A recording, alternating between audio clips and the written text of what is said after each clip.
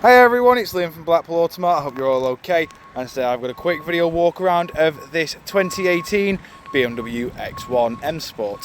Now of course you do get LED headlights, LED halo lights as your daytime running lights. You then get your front parking sensors. You get these brilliant grey alloy wheels which have all been freshly refurbished as part of the vehicle's preparation process. I will go into each and every one just so you can get a good idea of the design pattern that you do get. Then coming around to the rear, you've also got your rear parking sensors. You've also got an electric tailgate on this car as well, as you can see just here. You've then also got a three-way splitting rear bench which will fold down to allow for extra room inside of here. You've got a button on either side which will then electrically fold the seat down just to save you walking to and from around the car. To lower the tailgate, simply press the button up top and it will drop down like so. Then coming around again, showing you the rear alloy just here.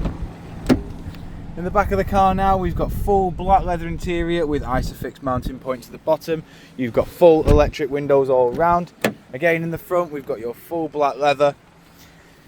Inside the car, we've got your iDrive controls in the middle. We've got your automatic gearbox. We've got your drive select, so you can choose between Eco, Pro, Comfort and Sport.